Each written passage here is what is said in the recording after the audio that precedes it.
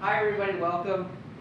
My name is Professor Hurt, and I'm so happy that you guys are here for this Masterclass and for this season of the Guitar in the Big Bend. We've got some really special guests with us, Dr. Montiel and Dr. Bustos from UTSA, and I know all the Sul Ross students are super excited to play for the class. I don't have a ton to say, except that I think we'll have each student take about 25 minutes or so, give or take. If one goes a little longer, that's not a big deal.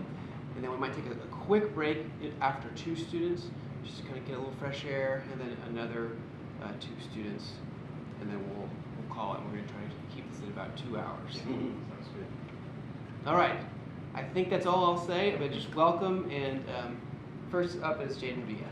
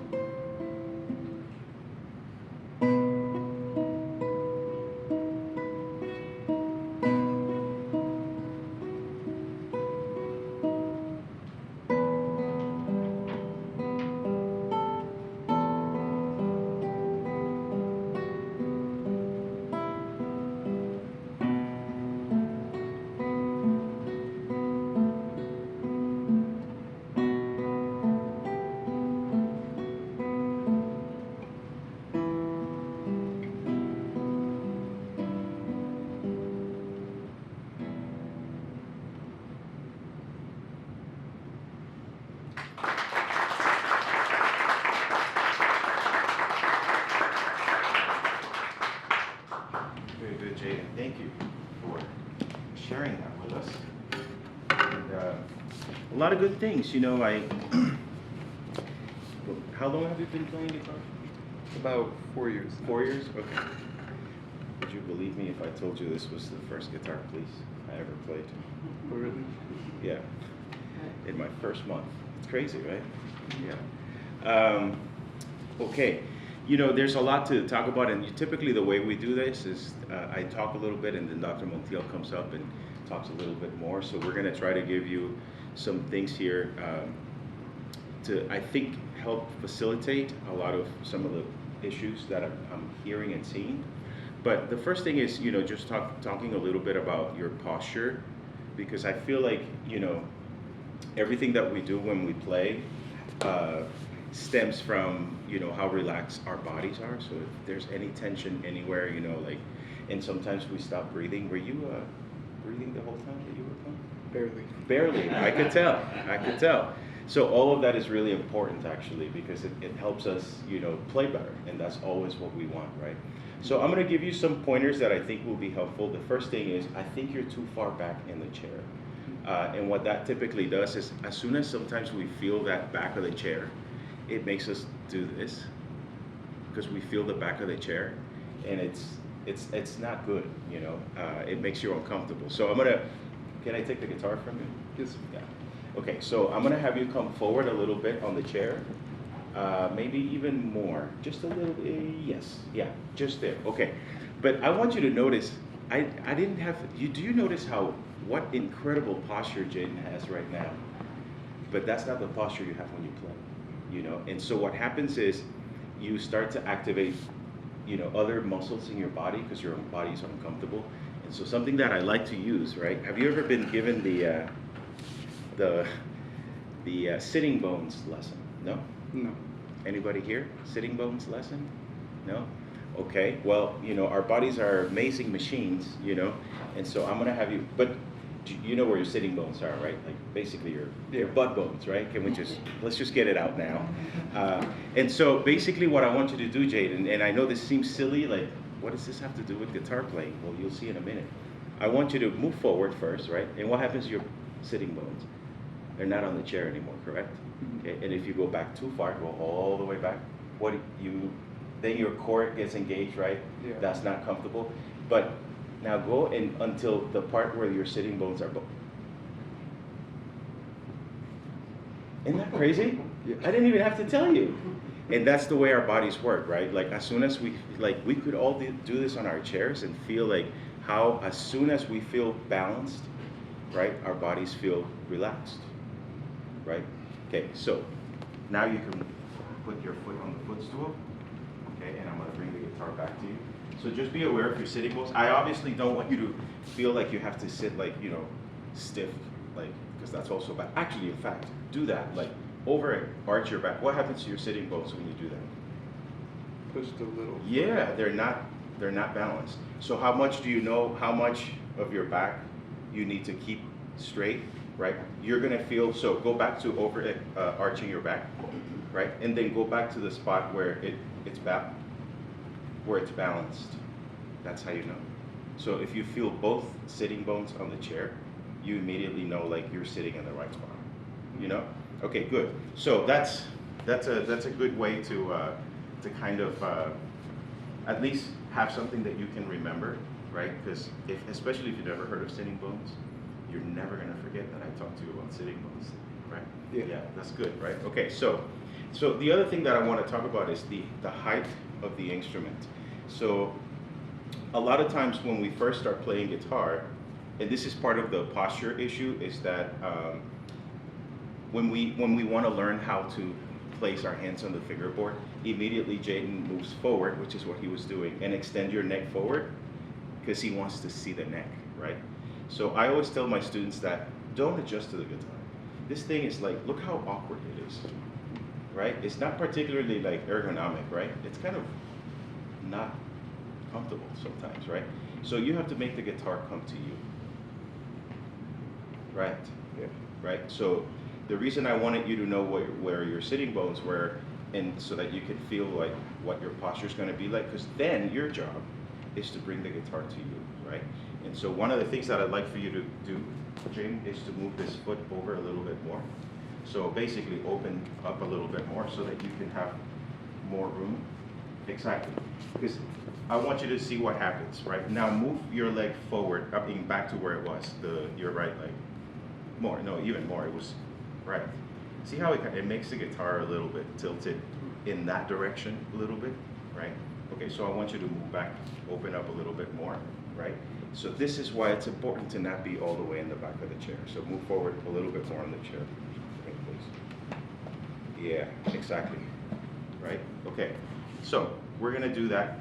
This is a landmark that I give all of my students. So if you teach, and you're gonna teach your first sitting lesson, right, to your students, how do you make them remember when they go, especially if they're like under 9, you know, how do you make them remember how to do it at home, right? Like in the lesson, you're there, you can control everything.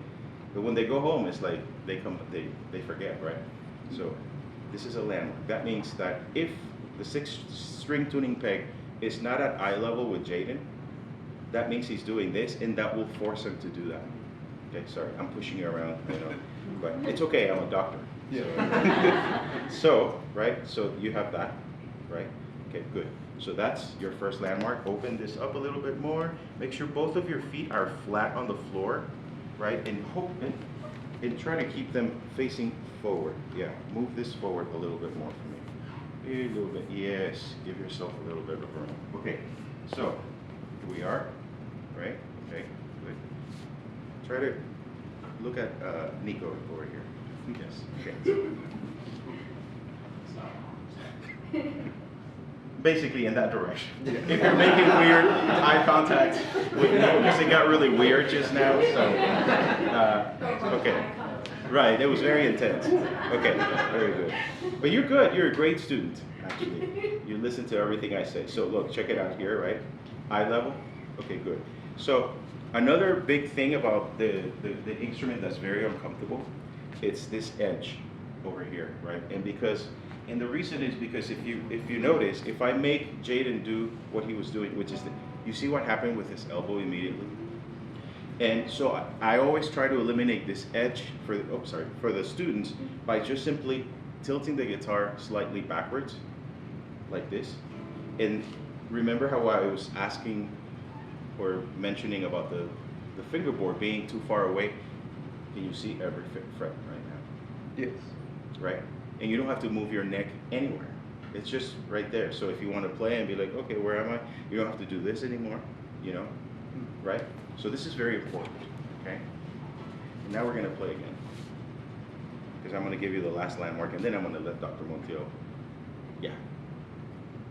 do some more for us, okay?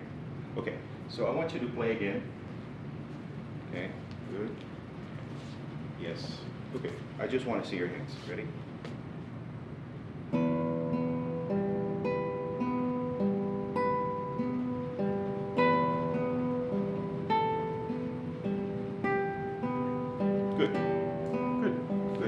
Good. That's very good. Okay, so let me give you some pointers here, okay?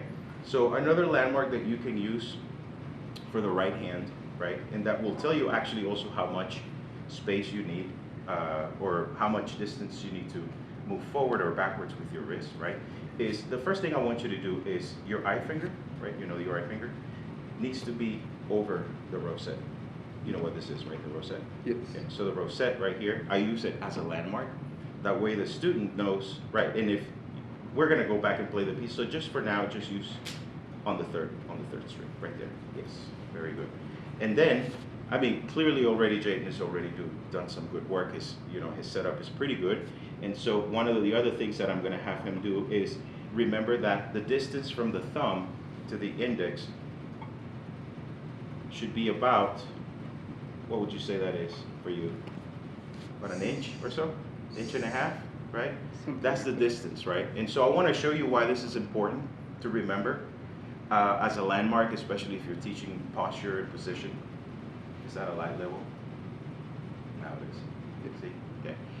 Is that the best use of our hands happens if they're in what's called the mid-range position, meaning not overextended or super flexed, right? If you guys do this with your hands, you'll notice that this is not particularly comfortable for the hand to do, and neither is this, right?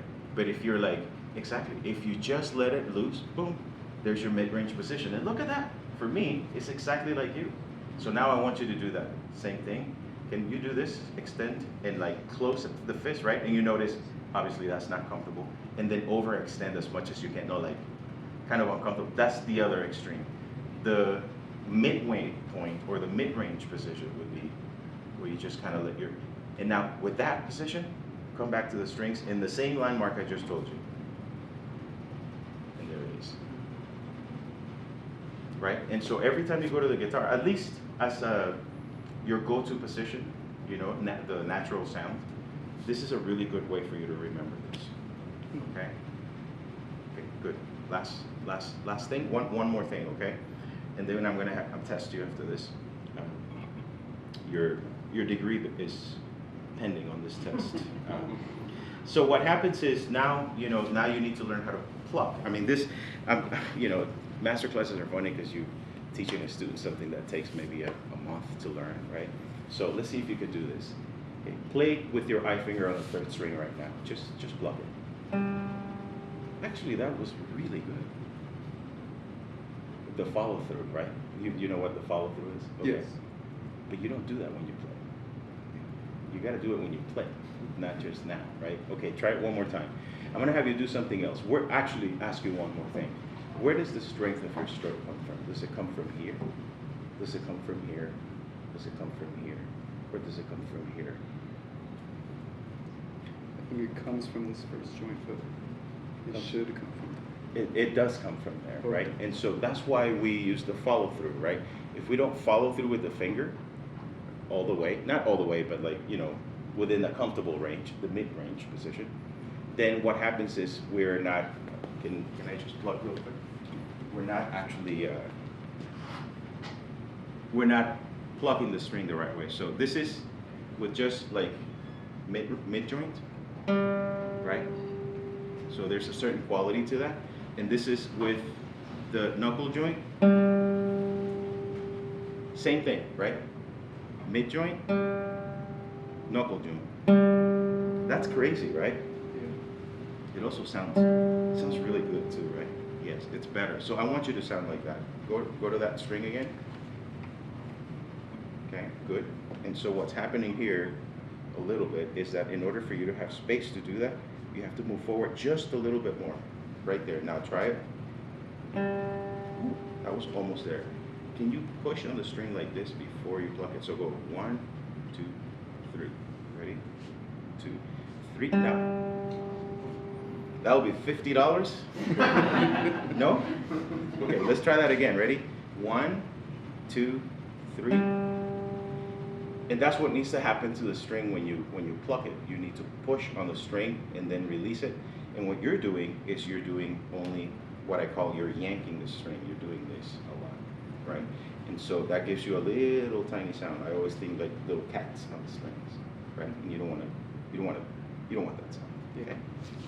How's your landmark over here? Good. Good. Now do that same thing with M. Push on the string. Oh, gosh, don't do that again. Do that again.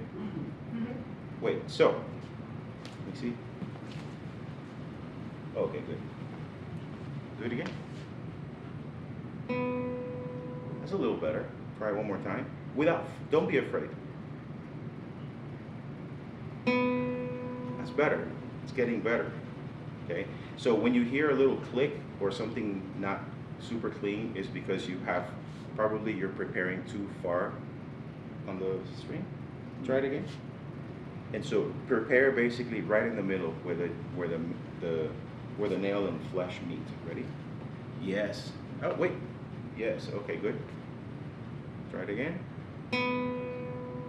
One more time. Easy. It's right there. Okay. Ready? It's better. One more time. One last time. Ready? Ooh, that was the best one. Okay, we're gonna do the same thing with A now, right? Yeah, push, push. Okay, don't move too fast. Do it 3 times, and don't just do it because I'm telling you, like really feel the pressure of the finger. 1, 2, 3, and oh, that was really painful. Try it one more time. Wait. So it's right there. You don't let it happen here. It's gotta be right there. You feel that difference? Okay, now do that. Push again. I call these finger push-ups, by the way. That's getting better. Right, try it one more time.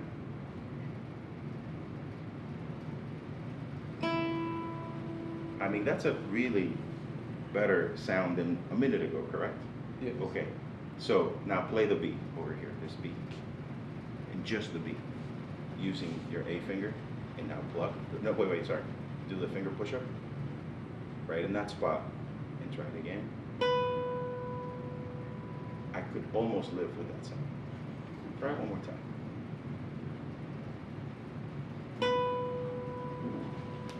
A little warmer. Try it again. Remember to be in that spot. Yes. One more time.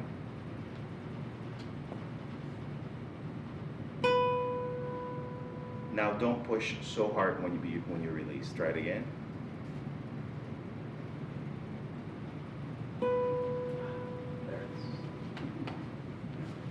Doesn't that feel good? Yeah. Yeah. Do it again.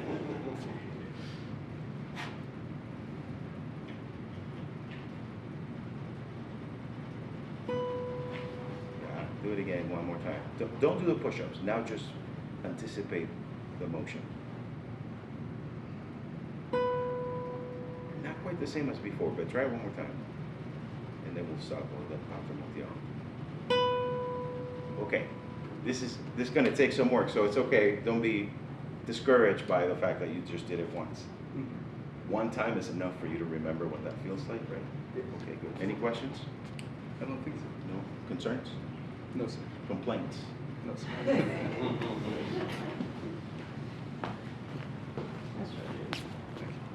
Okay. I'm debating whether to talk about nails or to talk about the fact that you were super nervous when you first started. You know?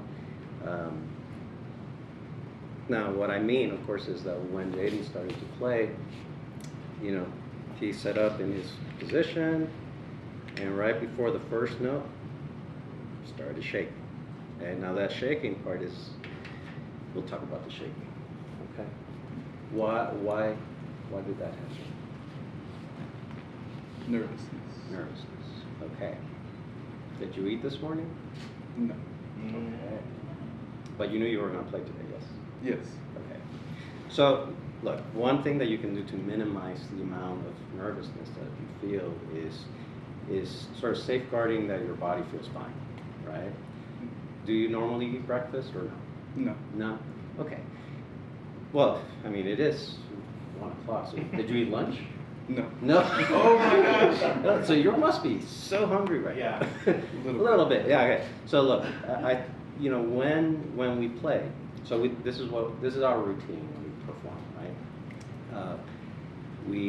About 2 hours before we're supposed to play, we go have lunch, we go have dinner. So there's a few things that make my hands feel great, okay, and my body. A steak, okay. My apologies to the vegetarians in the audience, okay, and some wine. Now, if you're not of age, don't do that last part. But usually a big meal that will sort of get me through the performance, and not too far back before the performance, but not too close to the performance. So it has to be just right. Usually between 2 hours, hour and a half or so before, you know, by the time you get on stage, your hands feel great, okay? So you have to eat first, okay? If you know that you're gonna play, make sure you don't have to eat a full meal, but you know, our teacher would say, oh, you gotta eat bananas, and you gotta eat a bagel, you gotta have water bottles, and you know, of course, we're 20-year-old me. I was like, oh, okay. So every time we, you know, any concert we go to, it's like bananas and bagels, please. So that's one thing. You know, can't change that. You know, or that's an easy fix. But the one thing that you can do to help minimize the shaking is just kind of take a breath. You mentioned to Dr. Bustos that you know you were barely breathing during the performance, and that's a common sort of fight or flight response, right? So you have to calm your brain down before you start, right? Do this for me. I want you to just close your eyes, okay?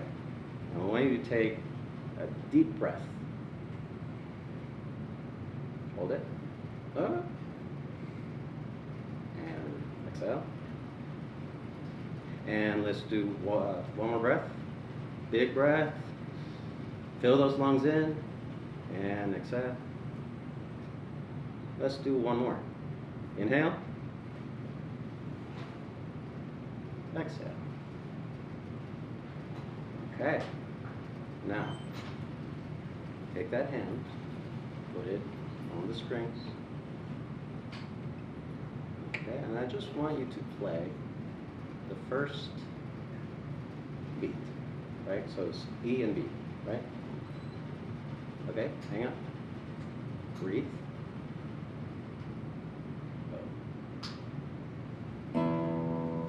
Yeah, so I'll play the high note there. Okay, one more time. There you go. Good. Do that again.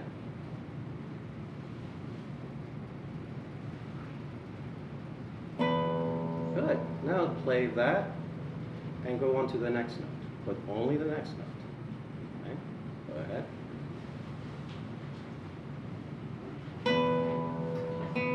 Ooh. So listen, your E and your B sounded great. The middle finger, not so much. Okay? It's actually louder than the first note. So you have to find that balance. Okay? But look, just as a general rule, anytime you sit, this is what I tell my students all the time. Like anytime you sit down to play the instrument, you have to create beautiful sound. It's part of why we got into playing guitars, because it sounds so beautiful to our ears that we want to do it. Okay, but you know, when we first start out, you know, we're kind of finding our voice and our sound. You know, sometimes it takes years to find the good sound, but it's not impossible to get it right away. Okay, you have to just hear for it, okay, or imagine it in your ear and then do it. Okay, easier said than done, I know, but try to make the sound of your middle finger match what you're doing with the ring finger. Okay. Now I would prepare the middle finger while your ring finger's on there, okay? Or get it closer to the string. Okay, same thing. We breathe in, and then we go. Oh, Jaidan. One more time, it's okay.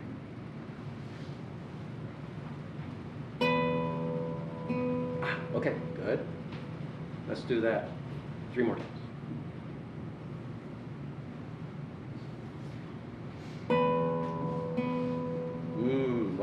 How did that sound to you? Good or bad? A little better. The middle finger? I think I'm getting closer to the volume I want. Okay. Quite. All right.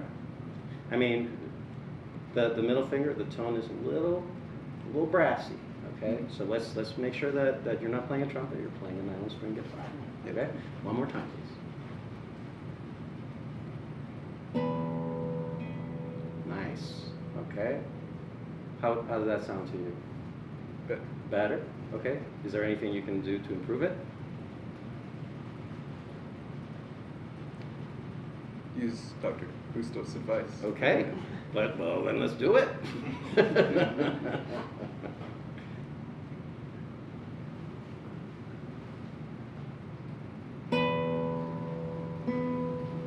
Good. Now, last thing we're going to do is we're going to play we're going to go to the G string, okay? So start that again, and remember, what's the number one thing you have to do besides breathing? I just said it. For the sake of time. Beautiful sound. All the time. Okay? Yes. Go for it.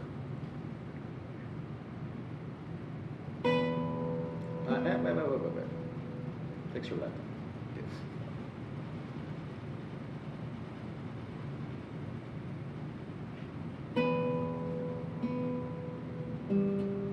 Yes. How does that sound? Okay. That's a shaker. Better. Better. Now, part of this, you know, everything that we do, it's worse than driving a Formula One car, you know, because you're doing so many things at any given time when you drive that it's just a lot of the things that we do are automatic for, you know, someone like Dr. Bustos and I and Professor Hurt, you know. So once you know that everything is working the way it's supposed to, you don't have to think about it. But right now you're making an extra effort to ensure that you sound good. When you know that you can sound good, then that minimizes the nerves.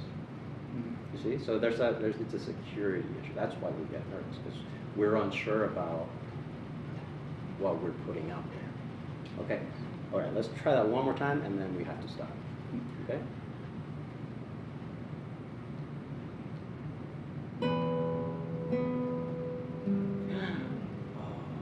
Okay, I like. Do it one more time, because that sounded really good. I want to leave on a high note. Yes. Okay?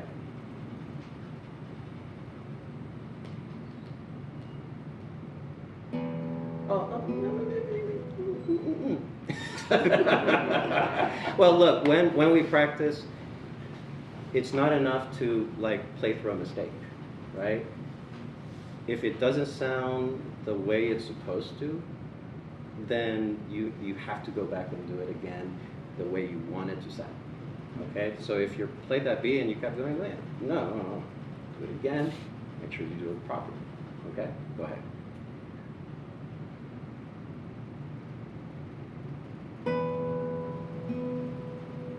Yes. That was beautiful. Okay?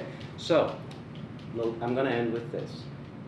I still think you're playing this a little bit too fast for now.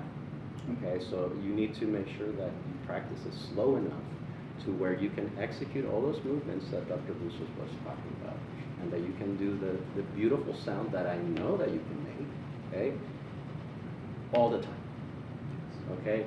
Do that, and then once you're able to get through the entire piece, then you can allow yourself to speed up, and you do that until the next ceiling, okay? That's how you're going to get better, Jaidan, okay? And of course, listen to your teacher. Yeah. Hey, thank you so much. Thank you.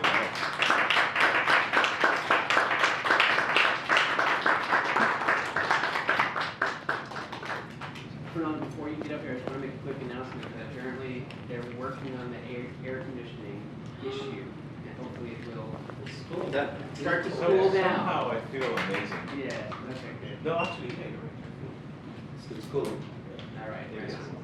Yes, thank you. All right, thank you, Jaidan. Fernando, you're up, friend.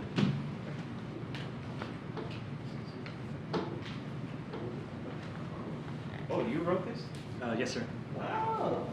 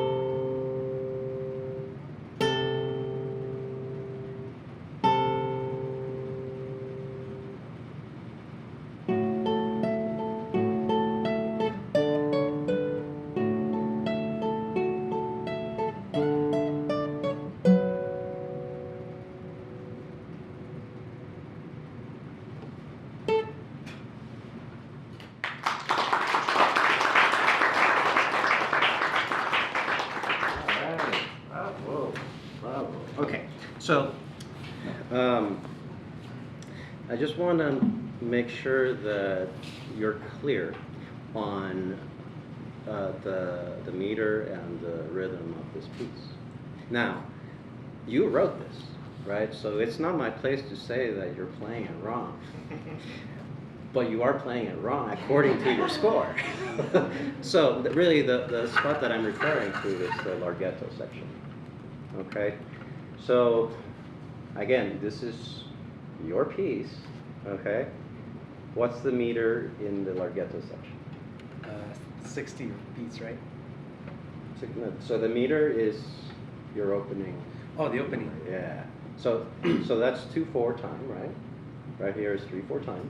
Okay, what does that let you know? There's 2 beats per measure in the first part, but then Very 3/4. good. And then what about the 3/4? 3 beats per measure. 3 beats per measure. Which note gets the beat?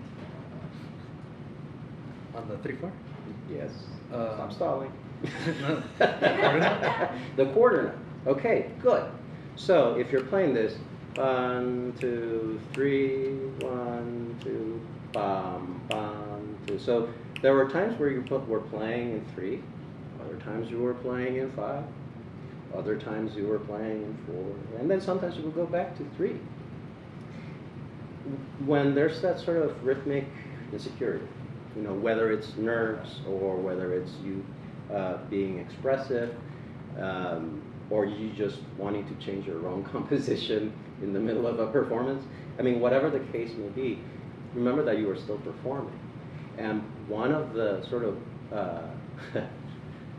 let's just call them the 10 commandments of music, right, is that you have to have a solid pulse, solid rhythm. Okay, that's going to help us as the listener feel at ease, right? So now here's what I want you to do. I want you to play this section, and I want you to play it in the correct rhythm. Okay, so we're going to just keep it very, very straight. So 1, 2, 3.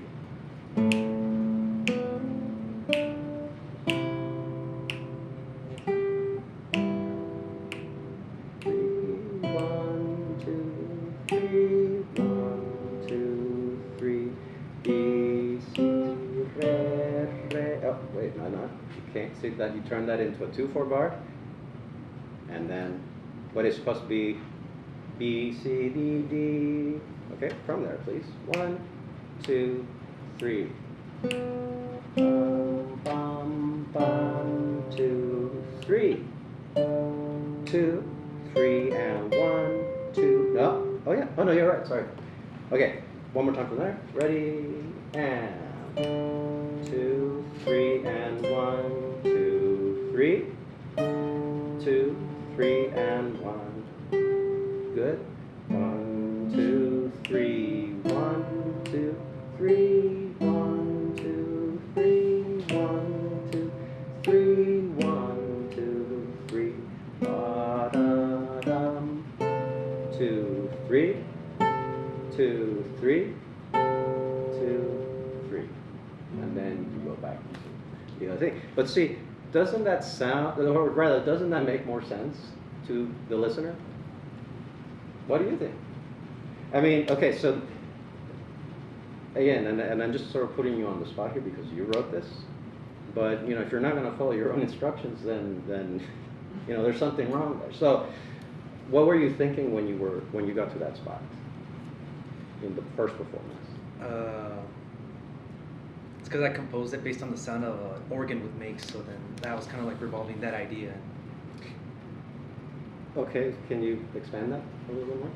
It's just started off with the sound of... No, I'm talking about this one. Oh. So when you got here, what happened? Why did you make the choice to? Well, I don't know if this was a choice, but you played the rhythm incorrectly. So I'm just trying to get a sense of why it happened in the first place. I guess I got too much into the music rather than following what it was written rather than what I was feeling. Okay. Do you think you can stick to what's written but still be expressive?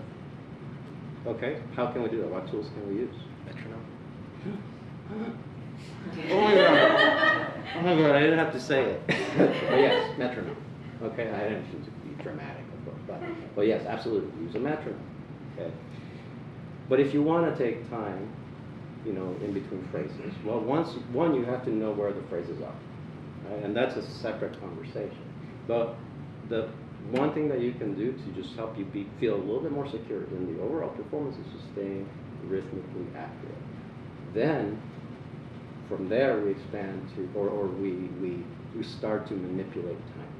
Okay? And I think that's what you were getting at in terms of being expressive, is the ability to manipulate time. But it's because there's no solid rhythmic structure in your practice. You know, that's when you start running into trouble, and then you get someone like me being really obnoxious about you not playing on time.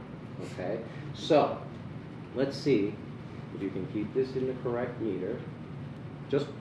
We'll just play these last couple of ones. Okay, here we go. 1, 2, go. Wait, the snap. Don't do the snap.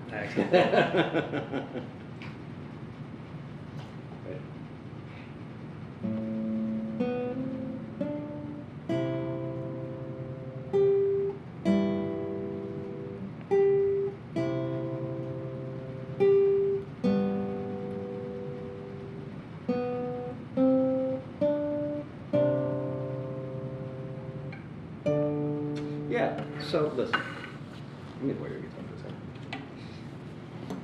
So, if you're trying to find the points of expression, right? You have to first find where the musical idea ends, right?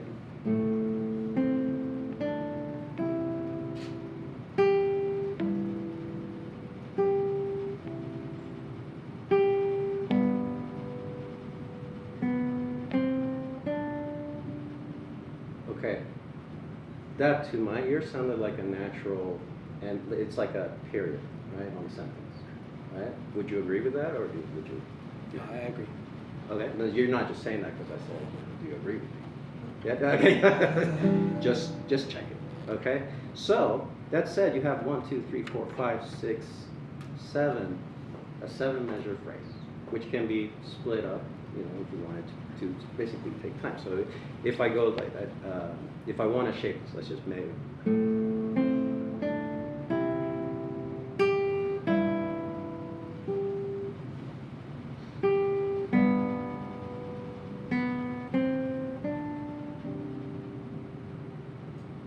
I mean, it's a nice melody, it really is, but because of all the sort of extra interpretive things that you're trying to add in the moment, you know, sort of, you know, feeling it, and there's no plan to it, then that becomes hard for the listener to interpret in the ear.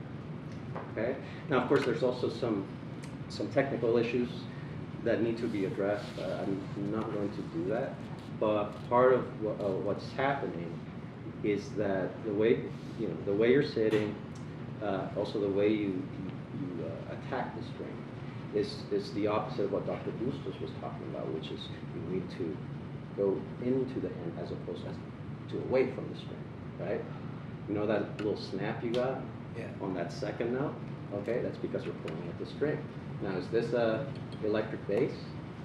No, you know, it's a guitar, and the guitar, you can be hard on her, but mostly you need to be gentle.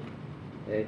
And this sort of attack on the string is very violent, okay?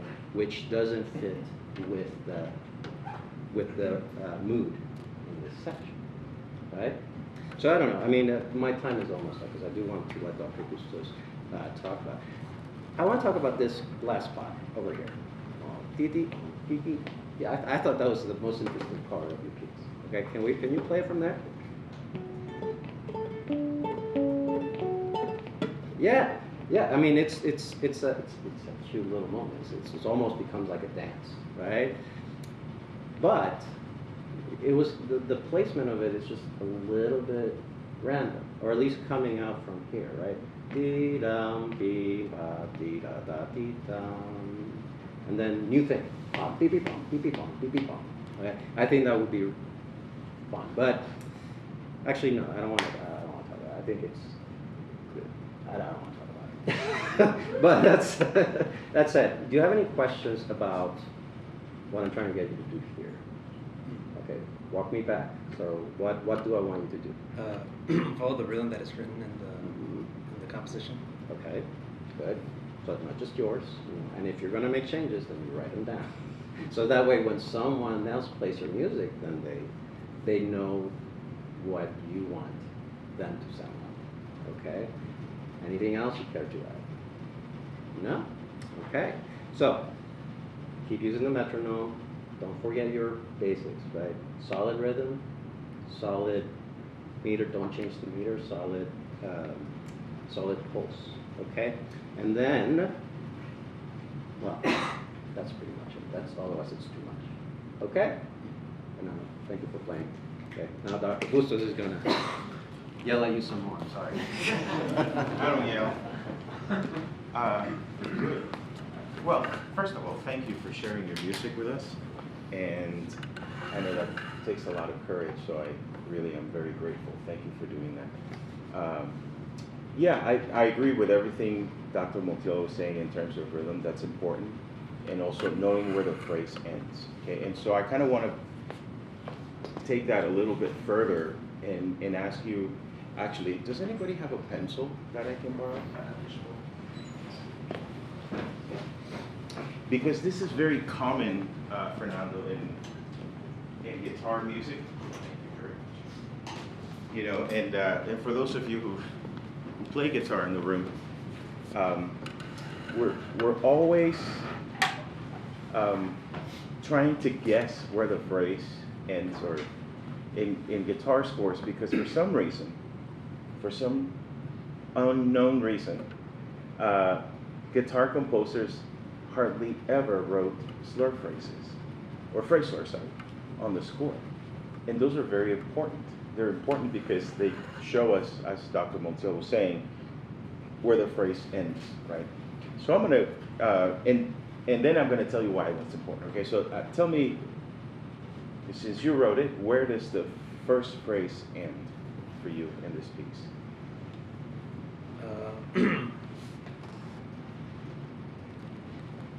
I guess it ends at right before the MP. Right here? Yeah. That's not, oh, wait, what? The phrase ends here? No, it's because I misread it. But yeah, it's where you pointed right now. Yeah. Oh, right here. Yeah, Okay, that's phrase. your first phrase. Okay, play that.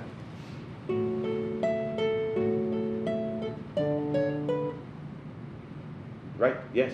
Right? Okay, good. So let's say that that's your first phrase. So we're going to write this slur marking there, right? And so what does that mean in terms of how we play something, right? The difficult thing about music writing is that it should be, or I guess after a while you start to kind of see patterns in the music, right? And so basically you learn how to read music maybe more quickly, and then recognize some of what the symbols and what the different indications tell you. When you read a book, for example, you have commas and exclamation points and periods, you know when to pause, you know when the phrase ends, right? There's no second guessing. Can you imagine getting a book with no punctuation and reading that book? First of all, that would be a terrible book to read, right? But that's kind of what we do in guitar all the time, in guitar scores. And so it's left up to us to kind of guess that. So my recommendation to you is that you write these phrase slurs so that, like Dr. Montiel was saying, it can show the person, that someone else who plays your piece, oh, this is where it ends. And why is that important? It's because, do you mind if I? Yeah. Because those phrase slurs tell you, let's say if this is your,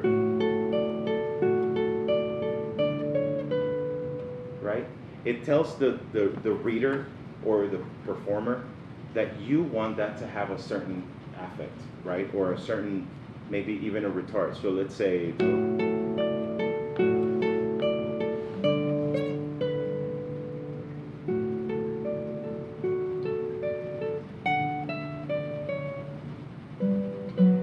right? Yeah, and so you see how I'm actually now creating a little separation between both of those, right? Because typically after you have a phrase, not all the time, right?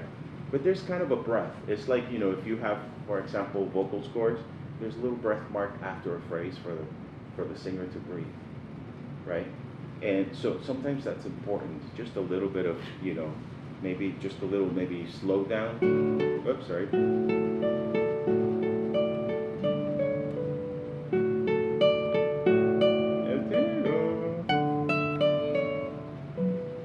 Right?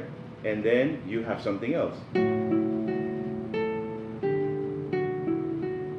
You see how it's like I'm playing statements, right? Playing phrases. And so what's happening, and why Dr. Montiel was talking about the rhythm, is because typically the rhythm is intricately connected to the phrase. So when a composer chooses the rhythm, is because the rhythm leads to, or begins or ends a phrase, right? And so it has a lot of meaning. Okay, so what I'd like for you to do, right, is play this as if this is your first phrase. You want everybody to hear your first phrase here.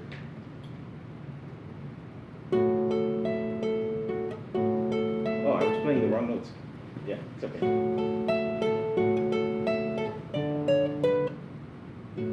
Also Yeah, like the second one? yeah. So don't you think, I'm just going to give you, right, you could either change the meter here, or my suggestion is to put a fermata. Because when you do this, ya, ba, ba, da, da, it feels like a run-on sentence.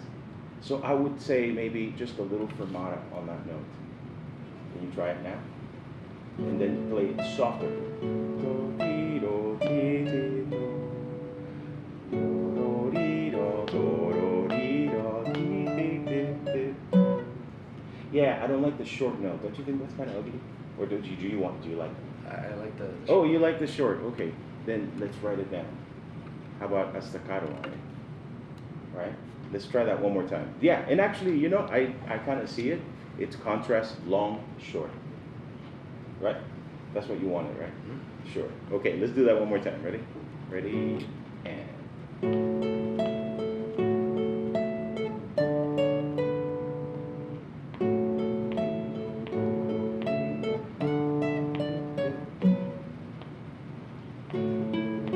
Yes, yeah, that makes sense, right? That makes sense.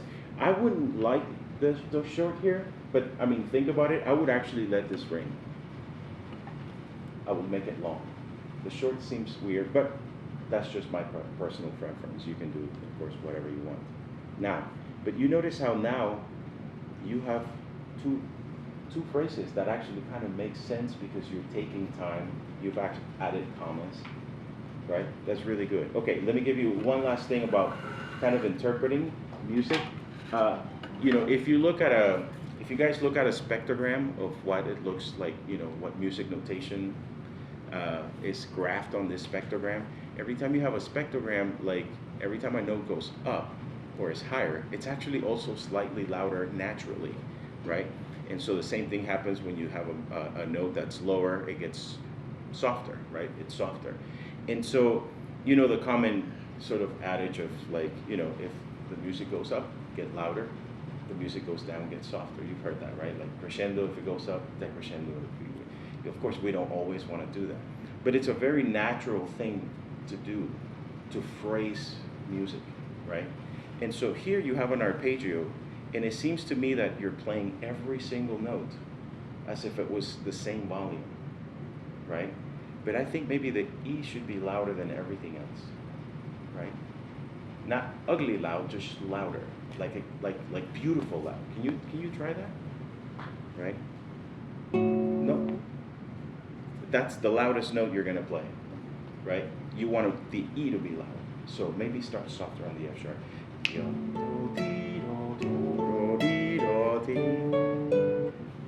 And then, I mean, even if you follow that, right? High, less, less. Ya-dee-dee. So it could be ya-dee-dee instead of ya-dee-dee, all the same, you know? Try it one more time. And don't, remember I said beautiful loud. That was ugly loud. Try it beautiful loud. Ready? And.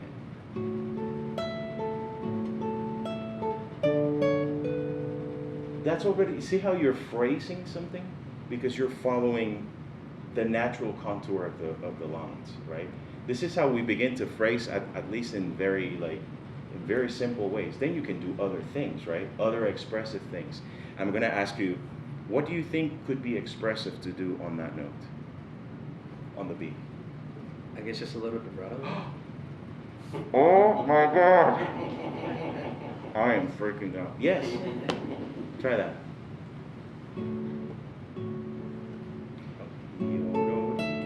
I don't like the rest stroke. That sounds really bad. So how about we just do a free stroke and try to keep it beautiful.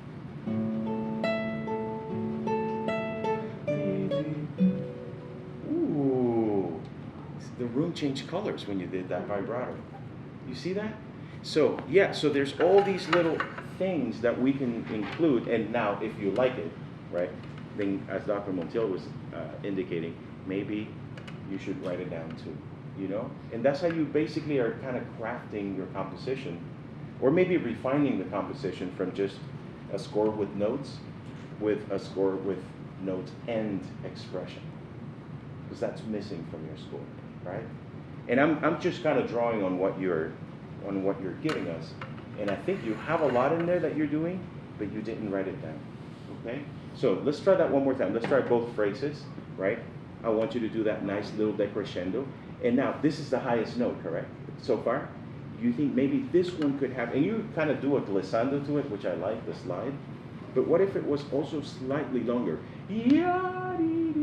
Instead of, you know what I mean? Like, so what if you like that, maybe we can write a tenuto on that, like a little dash, right? You see how I should charge you for this, actually. I'm just kidding. Yeah, ready? So try it one more time. Ready? Yeah, that sounds ugly. Don't be ugly.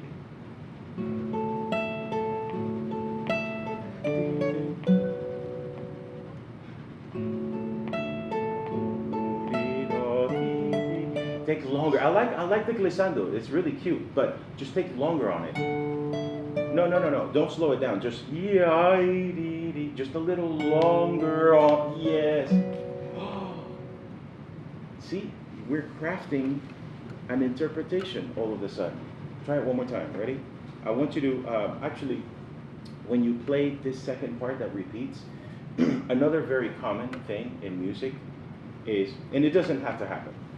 Some people say if you pick something that's already beautiful, just stay with it. But if it's something that you think can be better the second time, right, or whatever, maybe we can do something different, right? So I think maybe here, this one could be slightly softer, right? So maybe piano here instead. This is mezzo piano, this is piano, right? And then let's see how that goes. So don't play this one so loud the second time.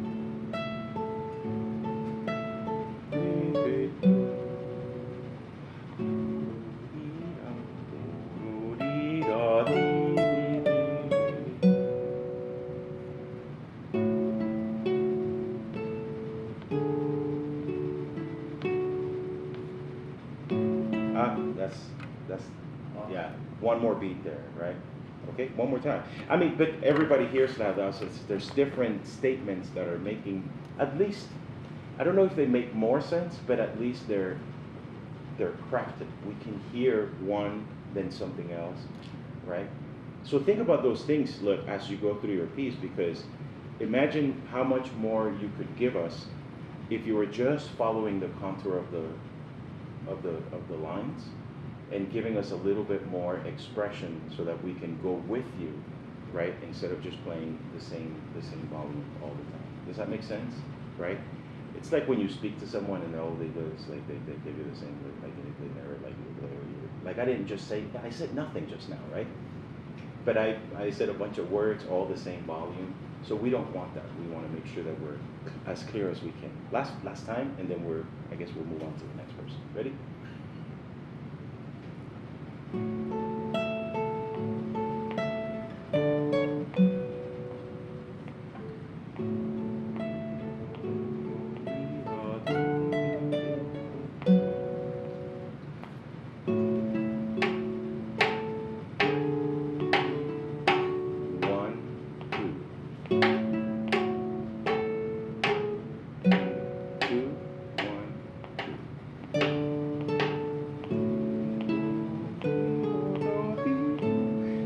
Doing great. So everybody here now, he's actually shaping the line, right?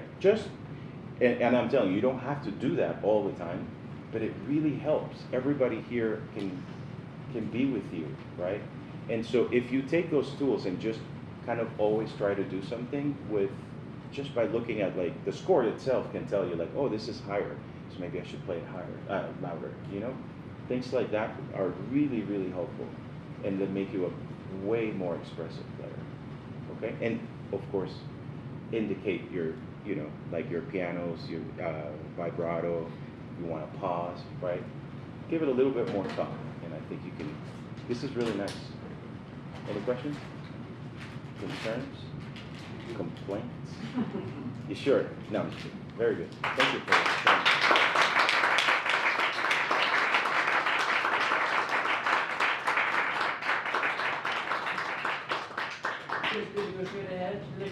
Yeah. Let's keep them moving. Yes.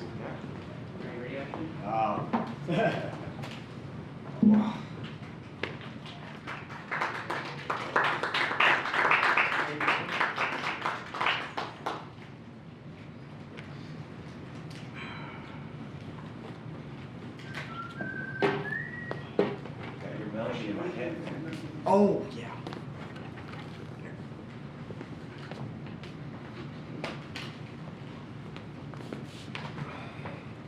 And your name? Oh, Ashton. Ashley?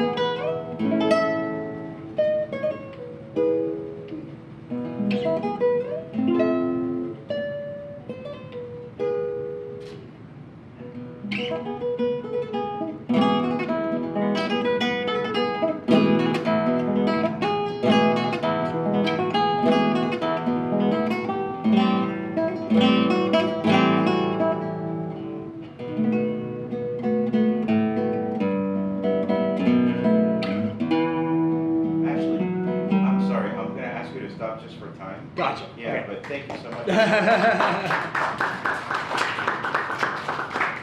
Oh, that's That's good. not yours? Okay, Yeah. sorry about that. No, it sounds great, really.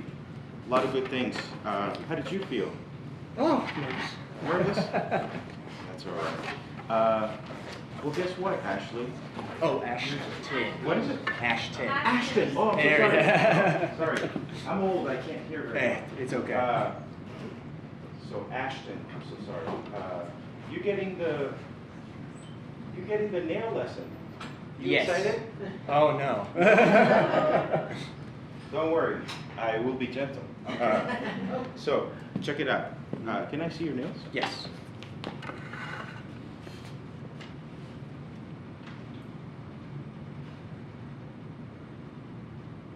That looks bad. Okay. Let me see. Yes. Yeah. Oh, and you have they're little on the kind of brittle a little bit, so you have to be super careful, do they? Yeah. But you know what? The good thing is that they don't hook actually. Gotcha. Okay.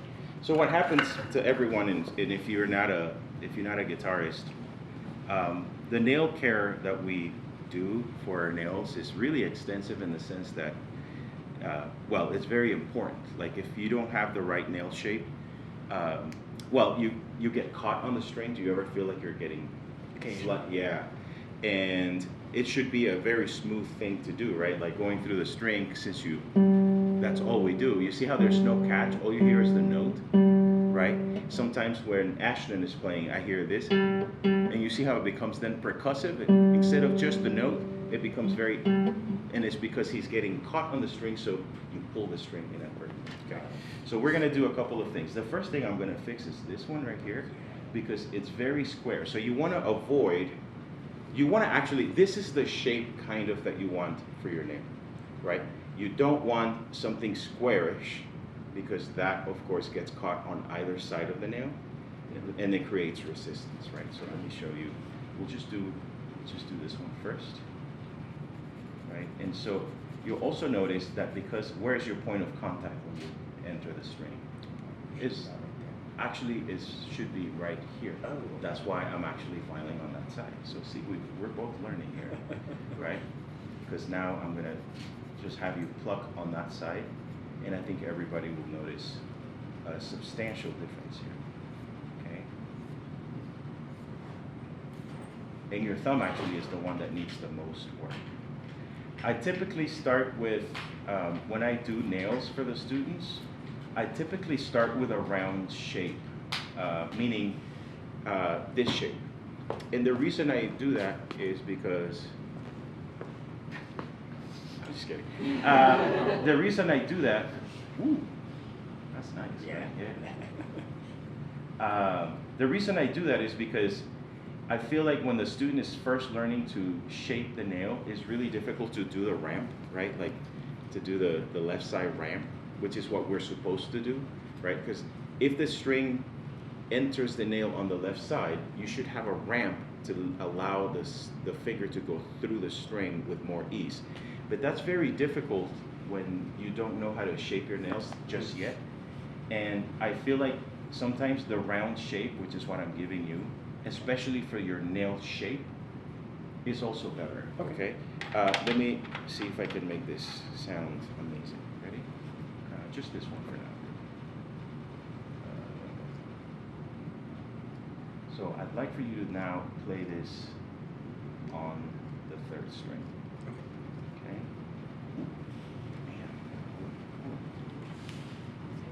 No, that's gonna sound really bad. Yeah, I'm not done. That's what I get. So you can see, this takes time, and it takes time to learn too, actually. Ooh, it's chipping. Do your nails chip a lot? Yeah, that one's actually. Yeah, okay, so you might have to use something to put over your nails to keep them from doing this. Because because you'll have this problem basically all the time. Okay, let's try it. Ready? Just on the third string, and let me see what that sounds like. Just the third string. Oh. Yeah, that sounds pretty good over there, right? No? Yeah. Okay. You hear the difference? It's really warm, right? Yeah. Okay, now do the same thing with M. Same string? Same string. Actually, not bad. You see that? So this one is going to require a little bit less. So we're not going to, this is kind of a boring masterclass lesson, but it's really important because, I mean, the nails is like, that's our tools, Okay, so we're going to try this again with this one. Okay, here. And actually, it's not so bad. It's just very minor. You notice very minor adjustments. Gotcha. So this one, you already have a ramp. It looks like here, right? Do you use the ramp shape or? I try to. You try to, yeah. Okay, let's try that one more time. Ready? See how that sounds on the third strings too.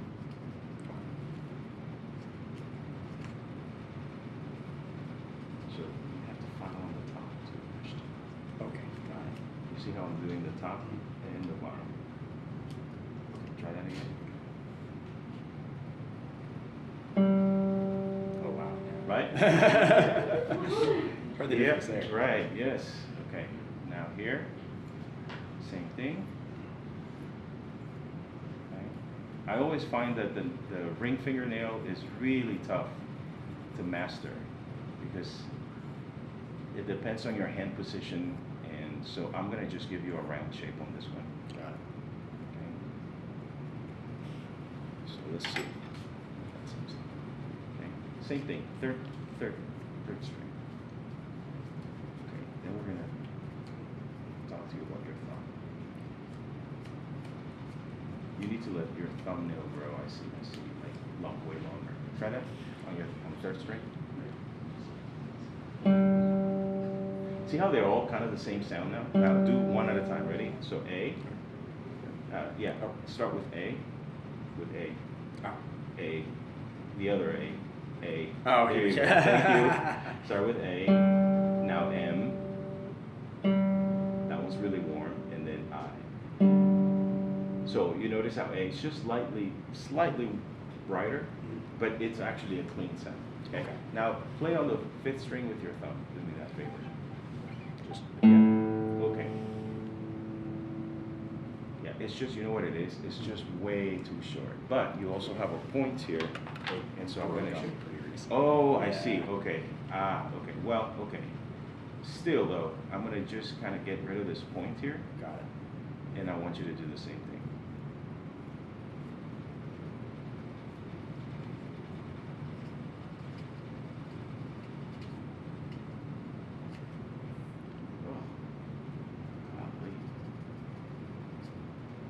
Okay, try that again. It's going to sound bad, I have a feeling. It's a little cleaner, right? Okay, let's start. Yes, let me see that. Ready? Actually, here for this,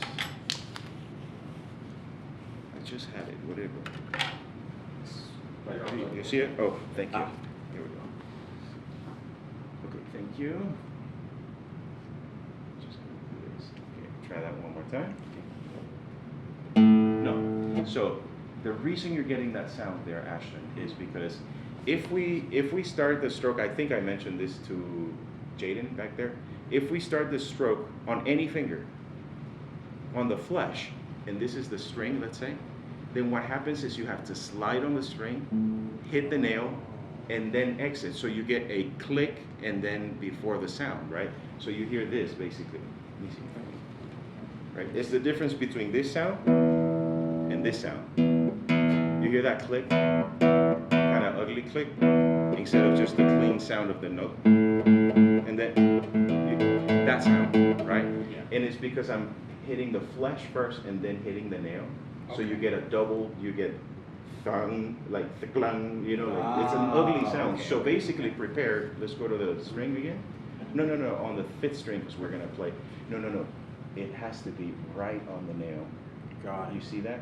So Okay. that's why I was telling you that you need to let this grow a little bit more. But because you don't have a big nail, you need to push the string, yes, down and then release it. So I want you to do that just on the open string, actually. A little bit better. Let's go even there. No, you did the same thing. Go down towards your eye finger. Yeah, okay, now play B, D. No. Do it again. That's a little bit better. I'd love for it to sound like this. Less noise. See how it's not that sound, right? You're overplaying. So maybe a little.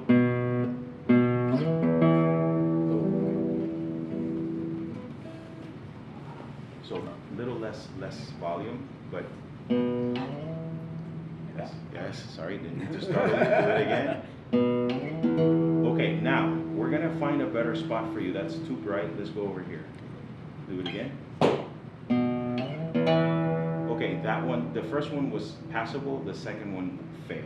Got it. Okay, and it's because when you go through the sorry. through two strings, you're doing yes. Yeah. You see what I'm saying? So you have to be more accurate, right? Correct. Okay. That sound. Like that. Okay. Got it. Don't ever do the other sound. That sound, yes. Okay.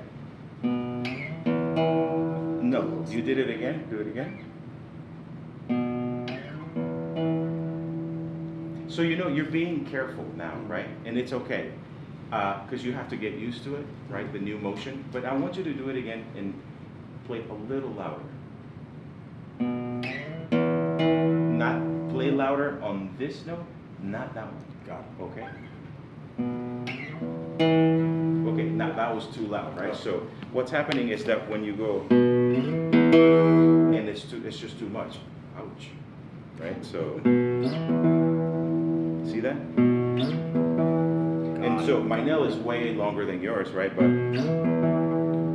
I'm getting the right combination of flesh and nail. For now, you can only get nail, so you have to be even more careful. So you notice how the sound, that's already better. You have a tendency, I don't know if it's you or you're out of tune. Oh, yeah, I do strings on Tuesday. Okay, so.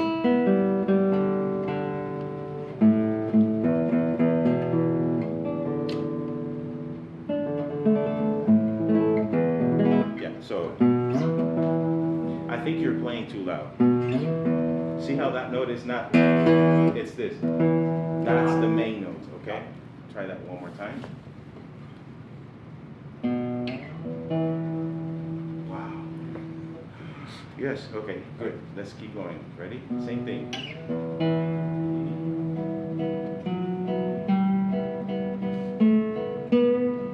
Whoa. Okay, so what happened?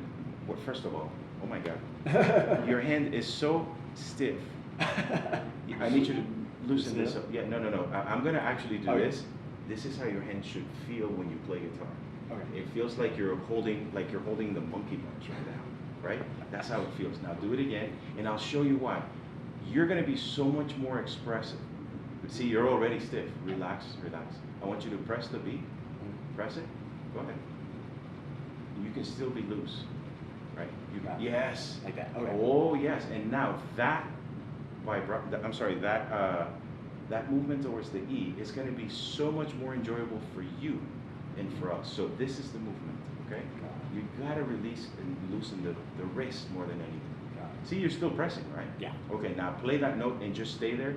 No. I said just stay there. Oh. Just stay there. And no. Keep your thumb here. Oh. And then just do this. See? Okay, keep doing that. Yes. That note is already way more expressive than any other note you play. Does everybody hear the difference? Because you're loose. When you were playing, when you had a stiff wrist, right? What happens is our hands like to do the same thing. And so if you have a stiff wrist here, I can assure you that that is also very stiff. Got it. You see? And so if this is loose, even my shoulders loosened up, right? Do it again. Ready? Oh, no, yours.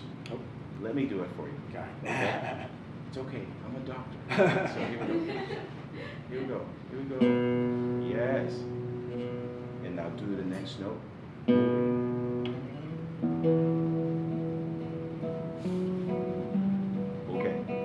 Okay, wait, hold on. That actually, I would buy that note from you. That was really good. Thank you. That was really good. Okay, so let me show. Can everybody hear that when he plays some of these notes, this happens? Like he bends the note out of tune. It's because you're moving backwards when you do your vibrato. Oh. And you stay backwards, not backwards, you're moving to the left here. And so you bend the pitch. And this guitar is very sensitive to that. You see that? See, it's very easy to get it out of tune. So you have to be accurate when you land, because this is happening. Look. See how I'm pulling? I'm making it sharp, right? So what I recommend is that you get to the note in tune and then vibrate, right? So, see? But if I go, I'm already bending the pitch. You see that? So just do that much for us. Do it again. Ready? Loose. Ready? Yes. Press. Loose. Off you go. No. Fix that note again. Ready?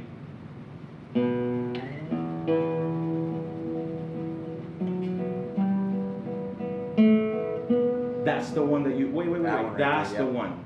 Okay, and let me tell you why. If you land, Oh gosh, there's so many rules, right? I'm so sorry. If you land like this on the front, Mhm. you're gonna go out of tune. You have to land like this. Oh, okay. If you land like this, the reason is because he has to push harder on the string. And actually, there's something about the guitar too. Like you immediately, did you hear that? I just pushed on the string. So when you push on the string against the frets, you're already bending the note, right? And so what's happening is if you land like this, see how easy it is? But if I go like this, I have way more control over that. Okay?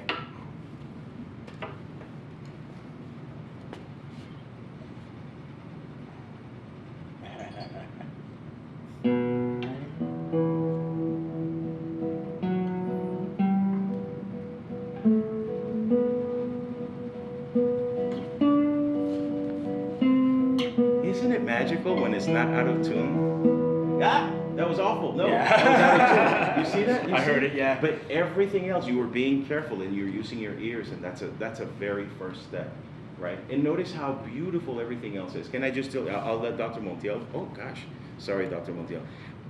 Your accompaniment is too aggressive aggressive? sometimes. Okay. So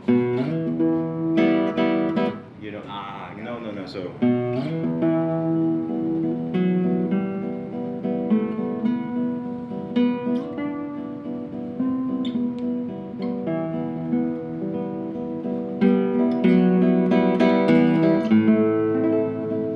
Got And it. don't give all your volume right away.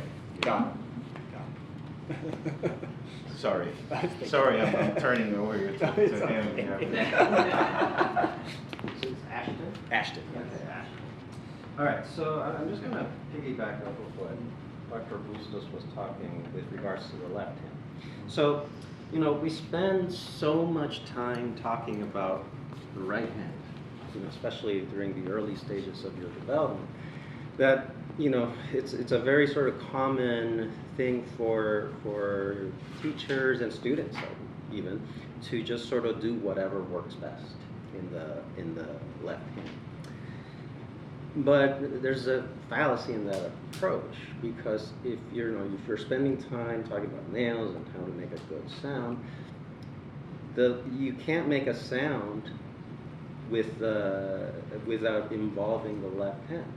So if the left hand is overly tight, or you're doing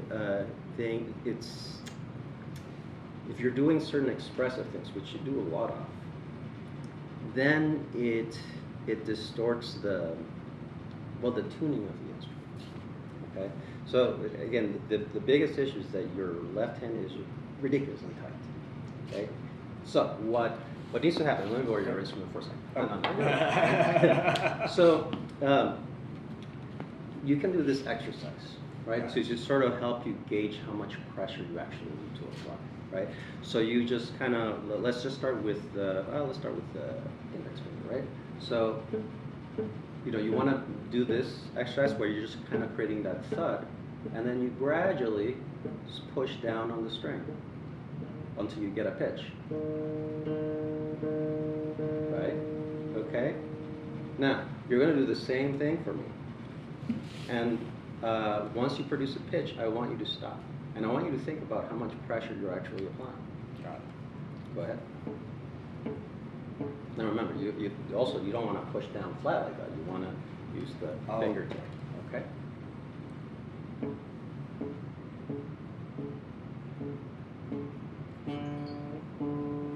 Okay? No, but without the vibrato. Okay? Again.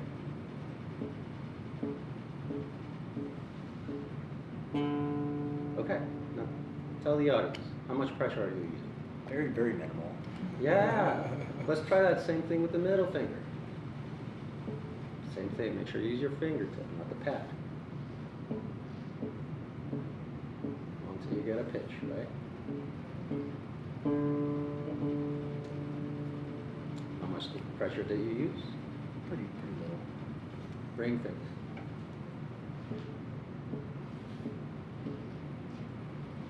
Okay.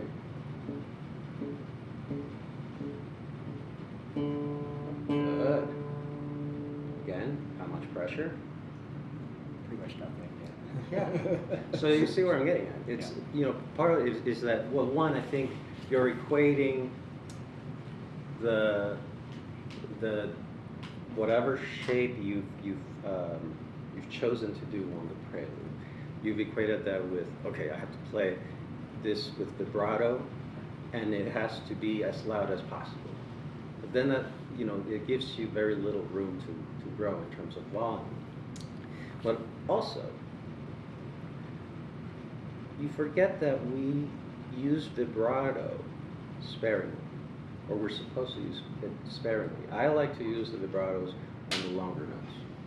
So,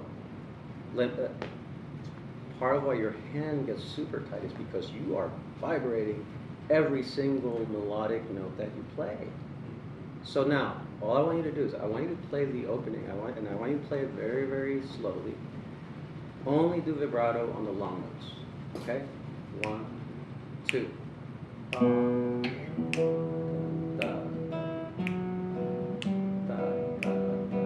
So there, on that, on what is it, F? No, it's not F, it's G. On that G, that's a long note. You can do a vibrato there, but the vibrato needs to be, what's the word? Proportional to the speed that you're playing, right?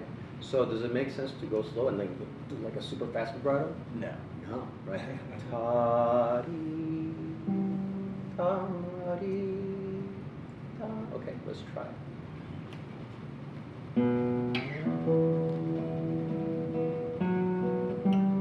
Yeah. So okay, because of time issues, let me just explain what I'm seeing. It's that every time you shift, you land. So basically, it's like you land, but you know, like the long jumpers at the Olympics, right?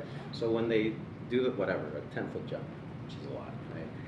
They kind of land like this, and then they kind of move forward because of, you know, physics. So that's kind of what you're doing. You're landing, and you're kind of doing that, and then back down. And that's that tuning problem that we were hearing a lot of. It's because of the way you're landing. And the reason you're landing like that is because you're squeezing like crazy. And then you're thinking that that's expression. It's not. It's just playing out of tune. Okay. You know? Can't do that. Okay? So let's try that one more time.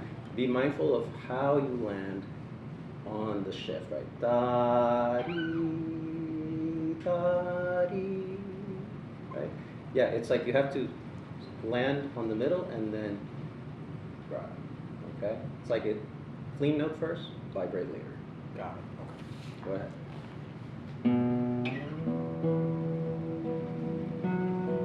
Yeah, see, you wiggle that finger.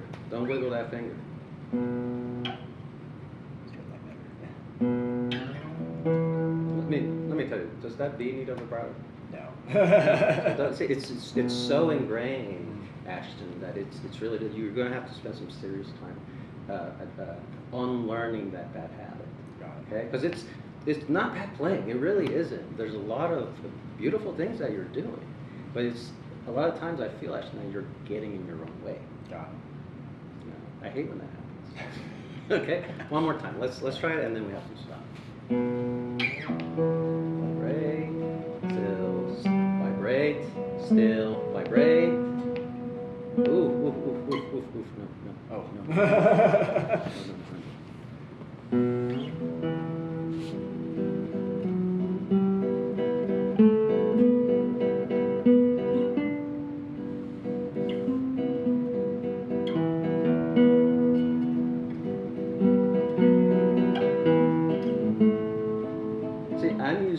See, I'm having to adjust how my left hand works on this guitar, because as Dr. Bustos was saying, it is a very sensitive guitar. It's like the strings feel loose in the left hand. So that might be playing into this whole doing vibrato on every note that you're doing. So, I mean, I know it could be a number of things. But the main thing that I can tell you is that this is a habit that's really preventing you from playing with a relaxed left hand. You know, like this exercise that he was doing with you, right? but you're also doing. Gotcha. And all that extra movement in the left hand, it creates instability, and that gets in the way of your expression. So you have some choices to make. I'm sorry to tell you, you have some choices to make. They're not hard choices, but it is going to take some time and effort on your part to unlearn that. Got it. Okay. Be aware of how much you're pushing. It's a lot, man. And you can play. Like, there's a lot of really good things. I genuinely mean that. But this is really getting in the way of you going to that next level. Got it. Okay, so speak with your teacher about it. Gotcha. See if they can help you out some more, okay? Awesome. All right, thank you, Ashton.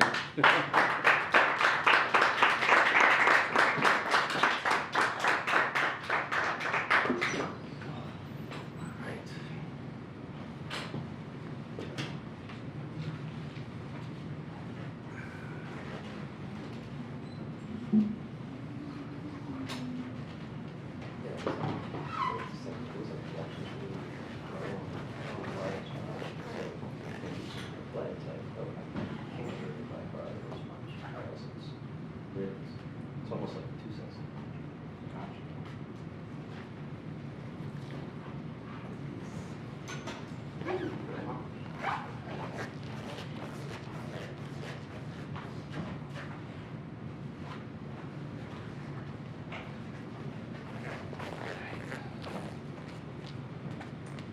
For my graduate recital, I'm working on a set of pieces, movements from the second cello suite, and the last one I'll be working on, tying them all together, is the Allemande German dance. Okay. Just real quick, Yes. just for the sake of time, do you mind playing it without the repeats? Absolutely. I would be happy to.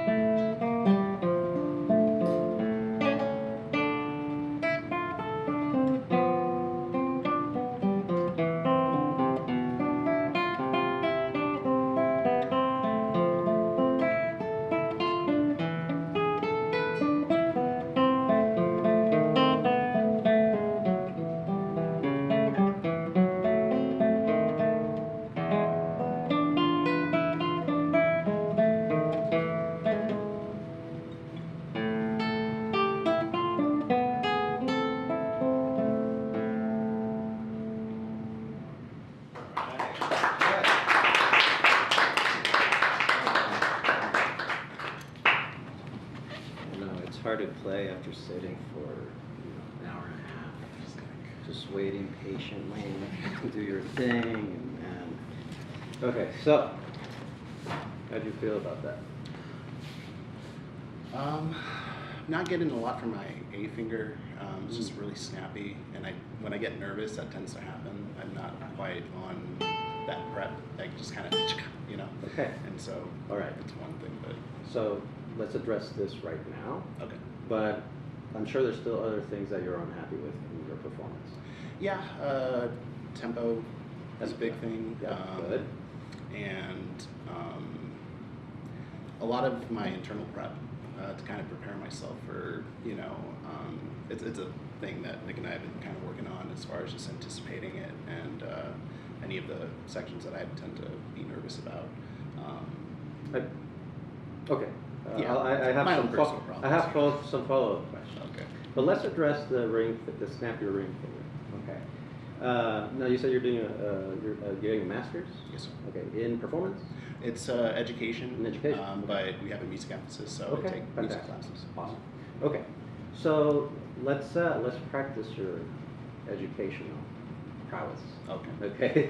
So we've been addressing, for some of the participants here, we've been addressing the issue of the right hand, right?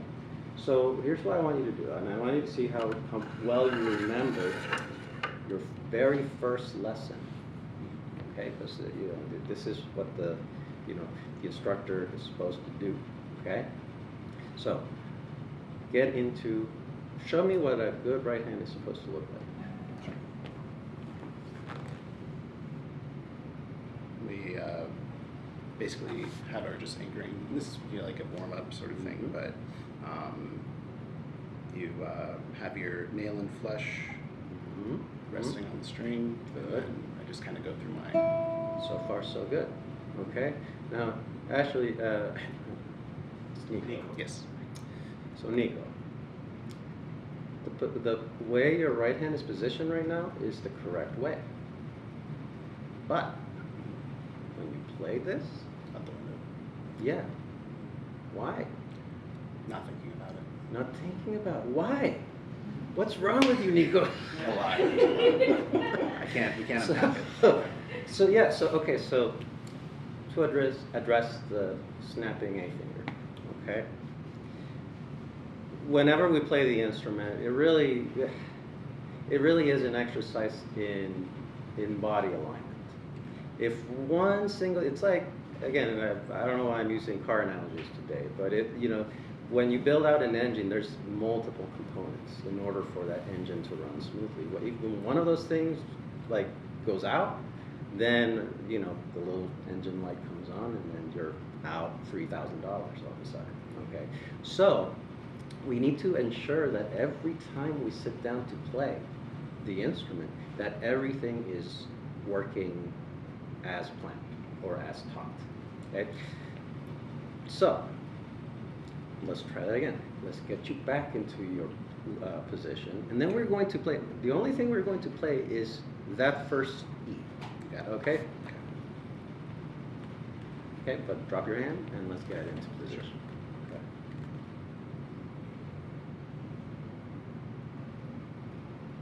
Okay, now just play the A, the open E.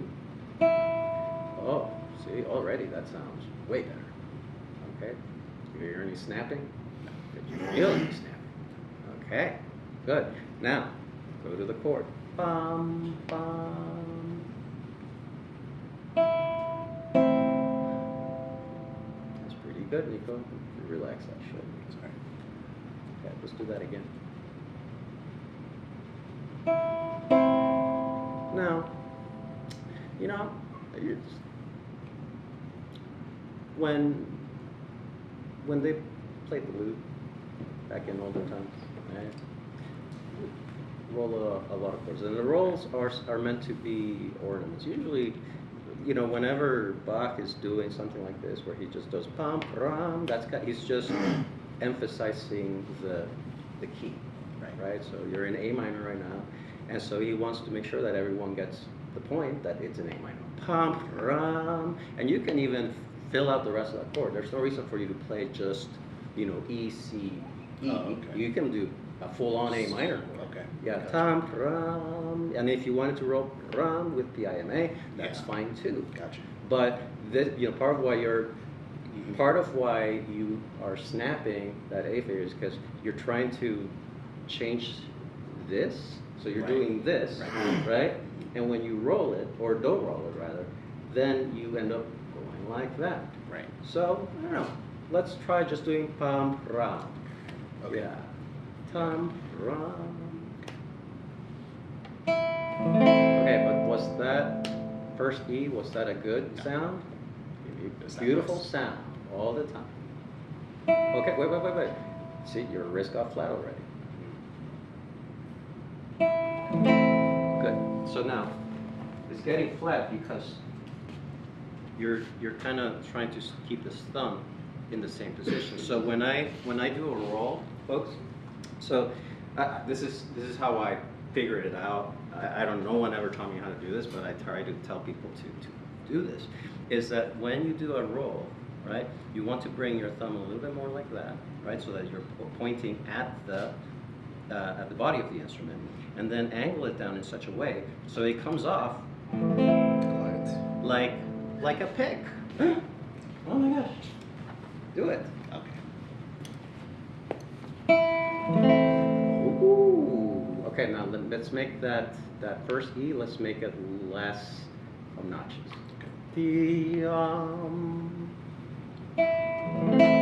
Good, but without the fan of the hand. So because that also is going to get you out of position. Pam, pram. Yeah. So basically, don't rev up like this and then go down like that. Know exactly where. So in it, you could even just leave the thumb on the fifth string.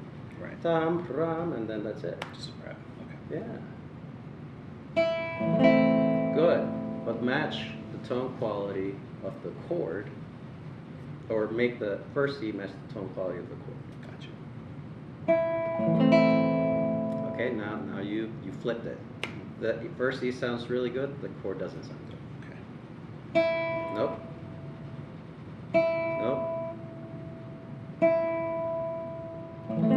There you go. Good. When I don't say no, then keep going. All right? No. Okay, one more time. Okay. Now get the nails. Remember, it's you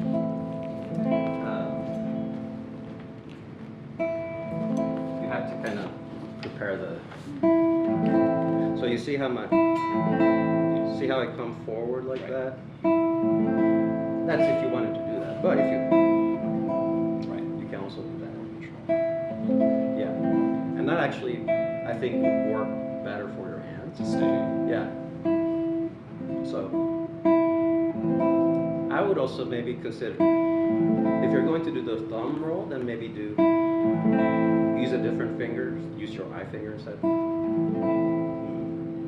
Oh, it's open. Right. That already sounds better. Okay. Try again. Nico. That's pretty good.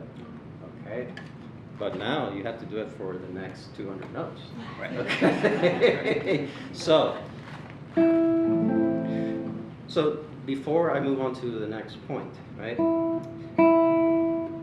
Don't start with your wrist flat like this, because again, it's all about alignment. If we go out, or if we bend our wrist like this, okay, then our fingers are going to want to go from the middle drum, all right? Gotcha. Or worse yet, they're going to want to move with the arm like that, which is what you're doing. So you have to allow room there in order to get the best possible attack.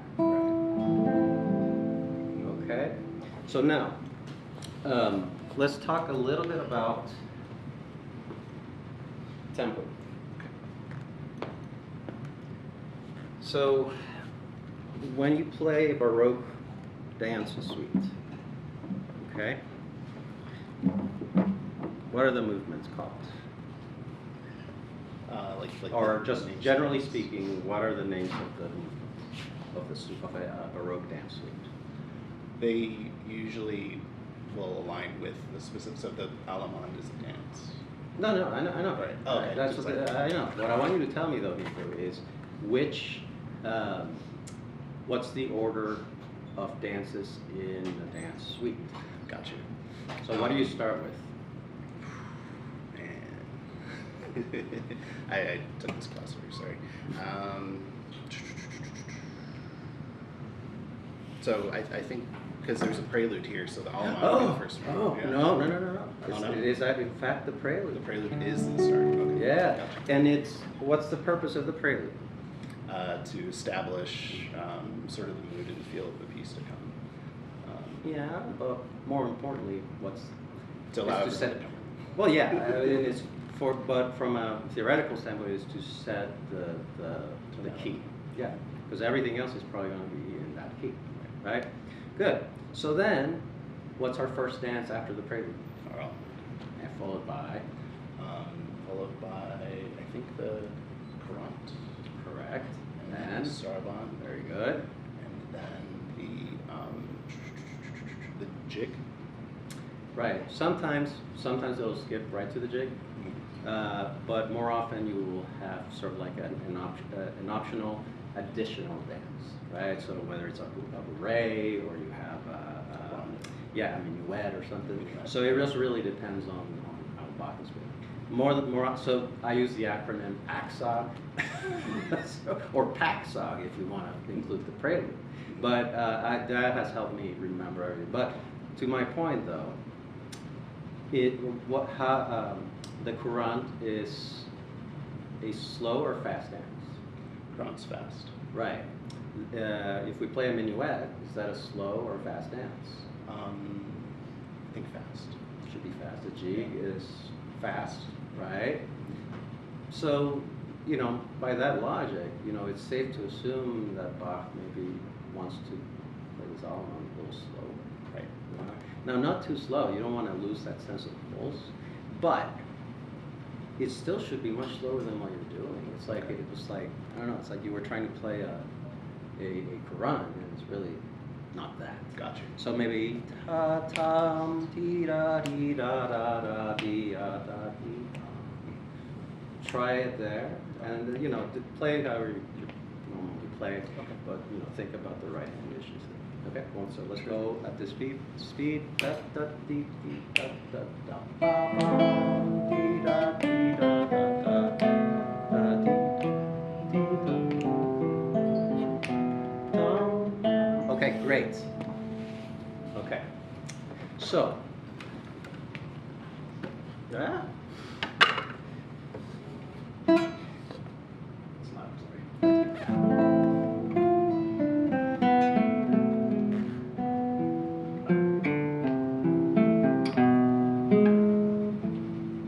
Okay. What did I just play? Phrase. Okay. Now, a phrase has an opening, a phrase has an end, right? Where does that phrase end? At that A.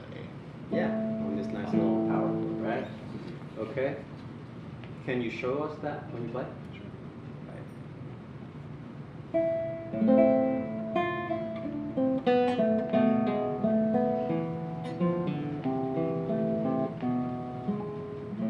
Good. Okay.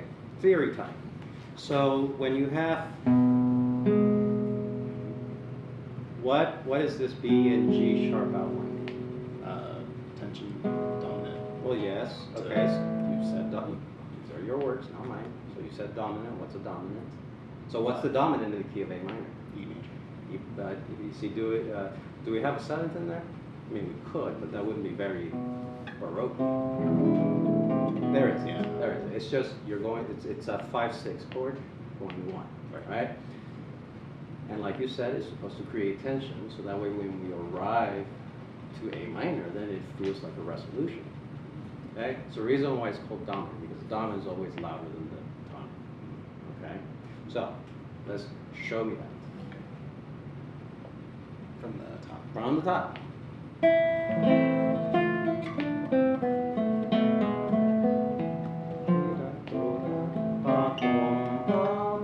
Ah, yes. That sounded pretty good. I think you can do better though. Try it a couple more times and then I'll let Dr. Bustos yell at you some more.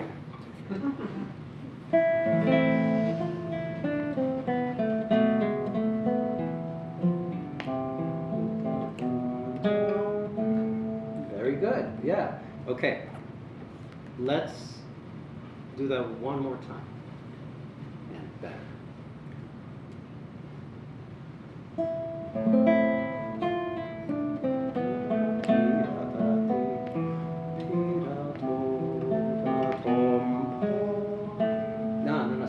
Think of it this way, anytime you have a leading tone half step going to the resolution, the leading tone, da-dee.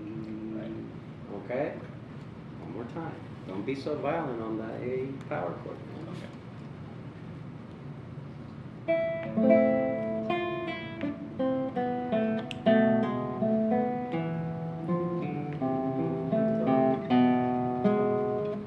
No, still too loud.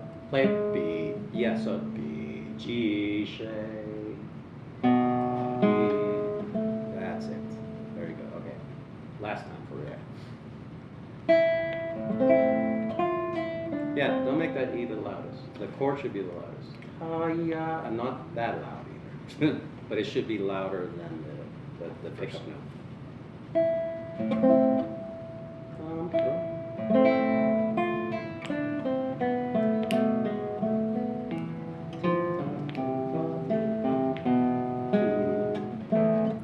No, but see, you know, it's what I was mentioning to the previous student, is that the way you're playing, the way you're sort of emoting on the instrument is so ingrained that making these changes are challenging to do on the spot. But, you know, I mean, who did these nice little brackets? Nick and I, yeah. Well, was it Nick and you, or just Nick? The beginning, yes, just Nick. Okay, The exactly. follow-through, yeah. But then he gives you another phrase there, right? I can see the brackets there. Right. And oh my gosh, like I look at the rest of the score and there's no more brackets. You know? So how can you know what the phrases are if you're not, you know, analyzing this? Now I'm getting into the weeds, of course, but I'm not, because I know that Dr. Bustos has a lot of opinions on Bach. So let me. Good job, though. Okay, it's just, you know, think about those things. Sure. Thank you. They're not opinions, they're facts. There you go. Just kidding. I'm kidding. Okay, let me see. So the beginning is the 16 notes followed by an eighth, and you're doing two eighth notes. You're going bum, Right. but it's not that. It's tawny. Right. And so you have this chord there that you and Dr. Montiel were talking about. But the trick is to make that still, if you're going to do the roll, to still make this sound rhythmically like a 16th note. Yeah. And you know why? It's important to do that, not just because it's on the score, but there's actually a stylistic reason why that is important. Do you know? Probably to start the dance a certain way. The dance, if it's at 16th note, it's almost always a courant. If it's something else, it's another dance. So you're actually starting it as if it was something else. Got you. And so it's important that you go, Tiam. Think of the word, let's start. Say that, let's start. That's the rhythm. Okay. Now play that, ready? Don't do the chord actually, just go, just the rhythm. So if this is, okay. Now play it, play your 16 notes according.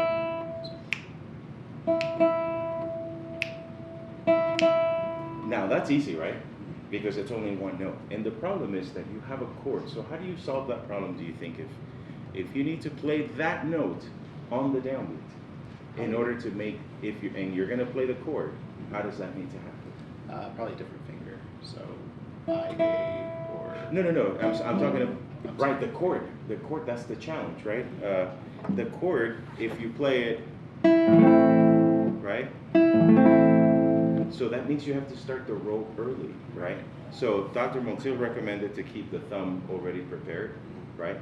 Okay, so I'm gonna show you an exercise that you can do to play the chord rhythmically in time before we figure that out, right?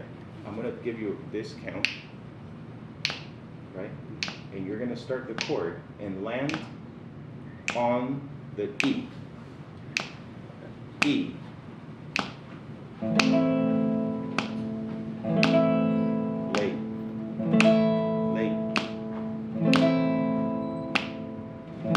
There you go. Now do it. You're gonna do it with your thumb, right? Full Yeah, I can do right. that. I think that sounds better. So ready? Now see if you were playing the iron was. Yeah, da, da. Now keep going. Yeah, no, don't play that. Sorry. Right, so it's the chord. So now you have to time, ready? So play the first note. No, from the E. As a 16th. That's the right rhythm. That doesn't sound great, but it's the right rhythm. Let's try it one more time. See, now I feel like an Allemande is about to start. Right. Before it sounded like maybe something else, right? Tori. It's very important. It's a rhythmic impetus to the beat. Bach loves going to the beat, right? Everything he does is to the beat.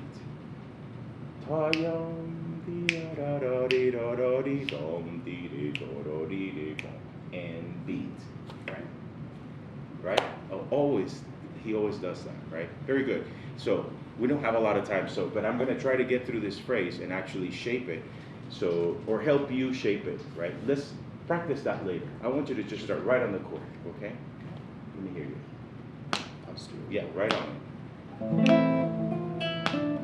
Okay, so the other important thing that I was listening to is that the speed of your 16 notes is not congruent to the way that you set up either the 8th note rhythm here or now the 16th note rhythm there. And then the way that you came in on this F was not proportional to the 8th note. Do you know what I mean? Yes. And so now I'm gonna tap 8 notes for you because this is late, okay? And it's lower than it should be also. Ready?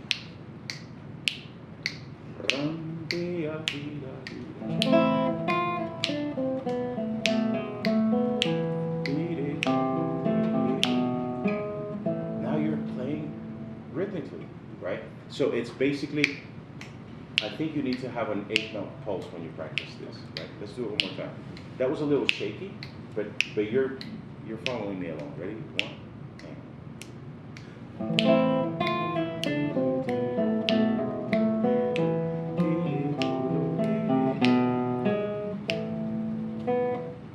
That's perfect.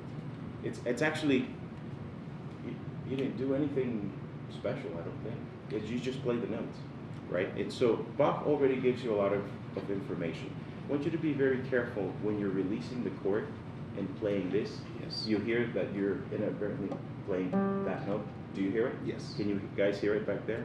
So, yeah, no, you did it again. Yeah. You did it again. And so what's happening is you're releasing the note too early, the chord, sorry. So if you go,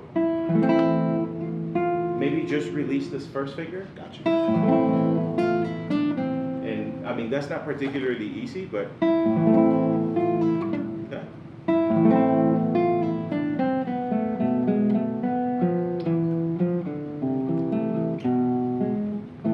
Right, so that way we hear, see, the chord is still going. Because otherwise, just go, but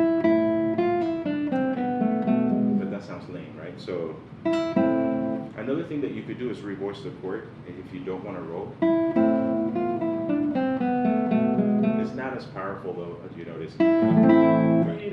Right? So try it again. Sir.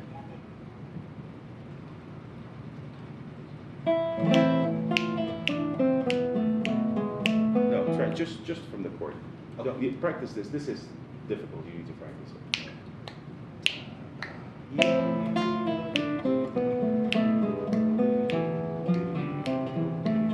Keep going.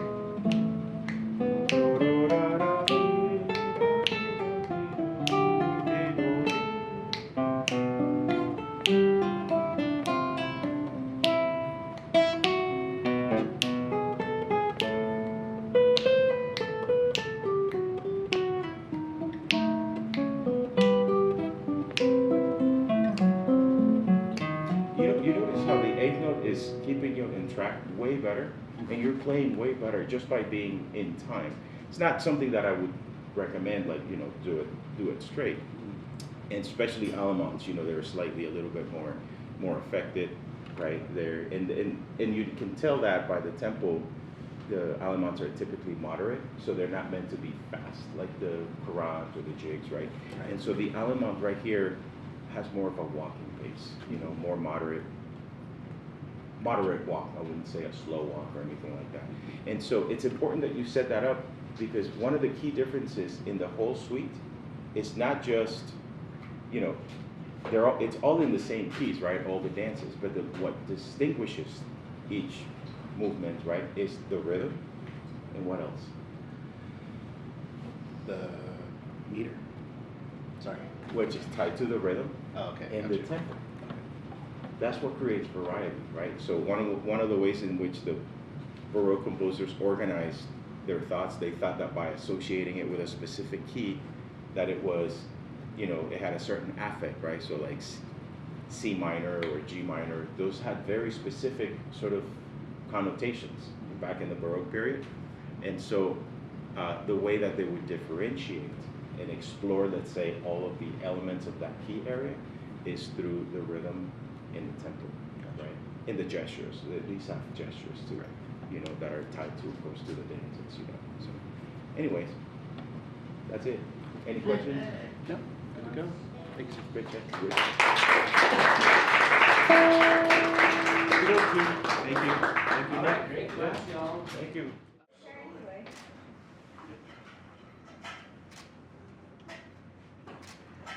All right. Wonderful class. Thank you. Thank you very much. Thank you so Yes, much. absolutely. Of course. Yes.